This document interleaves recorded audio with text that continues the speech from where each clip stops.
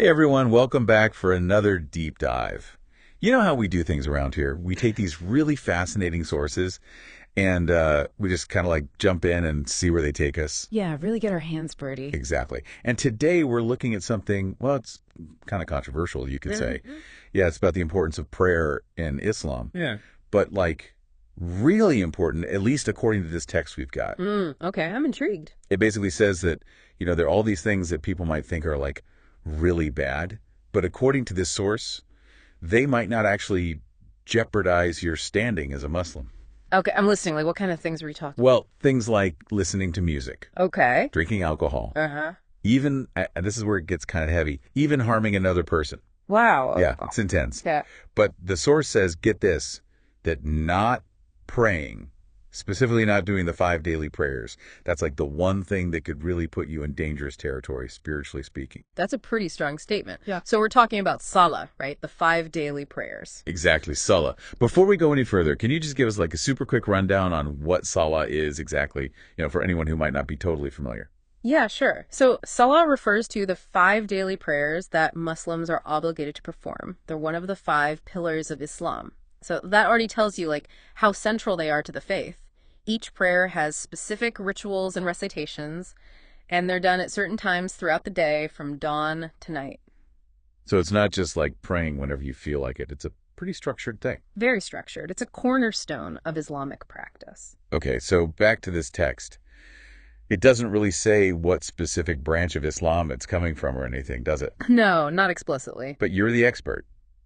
Based on what it's saying, what do you think?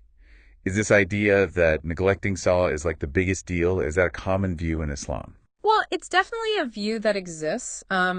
It's hard to say how common it is without knowing more about like the specific context of this text. Islam is diverse. There are different schools of thought, different interpretations. Right. But this emphasis on the potential consequences of missing prayers, it probably reflects, a certain school of thought, a particular perspective within Islam. Fascinating. All right, so the text then brings in a couple of hadiths to back up its point. You know what a hadith is, right? Of course. Just checking, just for our listeners, it's a record of the Prophet Muhammad's sayings and actions, so pretty important stuff. Yeah, very important in Islamic tradition. Okay, so the first one the text quotes is from Sahih Muslim, and it says, between man and polytheism and unbelief is the abandonment of Salah.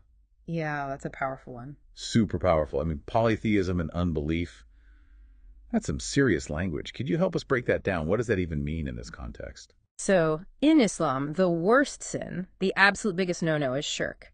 That's associating partners with God. It goes against the most fundamental belief in Islam, which is the oneness of God. Got it. And this hadith, it's basically saying that by giving up on Salah, you're putting yourself in a position where, you're risking falling into that category of shirk, of unbelief. Whoa. It's emphasizing how vital prayer is to maintaining your connection with God and therefore to being a Muslim. So how do different Muslims actually interpret this hadith?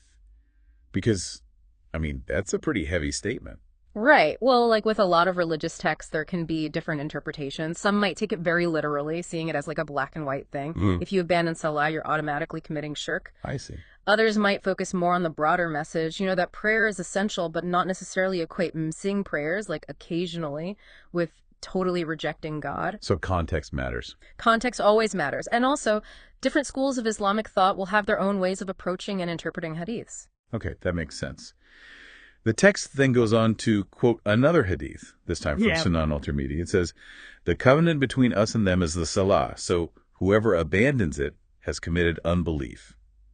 Okay, so first of all, covenant.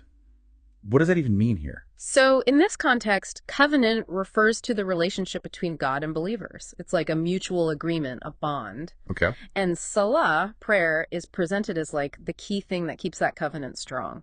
By performing Salah, Muslims are showing their submission to God, their commitment to upholding their end of the bargain, so to speak. So if you stop praying, you're basically breaking that agreement. That's the idea, yeah. Yeah. And since that covenant is seen as fundamental to being a Muslim, breaking it could be interpreted as, well, a form of unbelief. Wow, it's like every time we unpack one of these hadiths, it just gets more and more intense. But it really shows you how seriously this source is taking the whole issue of prayer. Absolutely. This isn't just about ritual, it's about the core of faith, at least from this particular perspective. Totally. And to drive that point home even further, the text ends with this analogy that I found really interesting. It compares the need for Salah to the need for water when you're thirsty. Like, you don't have to convince yourself to drink water. You just do it because your body needs it. Yeah, that's a good analogy. So what do you think they're trying to get at with this? I think they're trying to say that the urge to pray, the need for that connection with God, it should be as natural and essential as the need for water. Like, it shouldn't be a chore. It should just be something you do because your soul needs it. Exactly. It's not about finding the motivation each time. It's about recognizing that prayer is essential for your spiritual well-being, just like water is essential for your physical survival. I mean, it's a pretty powerful image. I get it. So zooming out a bit, what we've got here is a very specific take on the role of Salah in Islam. It's presented as, well, maybe even more important than some other actions that people might traditionally think of as major sins. And just to reiterate, we don't know exactly where this perspective is coming from within Islam. Right, it's important to keep that in mind. But it definitely raises a lot of interesting questions. If this view of prayer is so central, why is that? What are the reasons behind emphasizing it to this degree? It's definitely something to ponder. Yeah, could it be cultural, like specific to a certain time or place? Or is it more theological, like really rooted in specific interpretations of Scripture? Maybe it's a combination of both. I mean, religion is always influenced by the context it exists in, right? True. But it also draws on its own internal logic, its own interpretations of sacred texts. It's complex. Super complex. But that's what makes these deep dives so fascinating. It gives us a chance to peek into these different worldviews and just kind of think critically about the things we believe and why we believe them. Couldn't have said it better myself. So to all our listeners out there, we're leaving you with a little homework. If this idea of prayer being absolutely central to faith intrigues you, do some digging. Explore different perspectives within Islam, see what resonates with you, and let us know what you discover. Always be curious. Always keep learning. Couldn't agree more. Thanks for joining us on another deep dive, and we'll see you next time. See you then. Bye. Bye.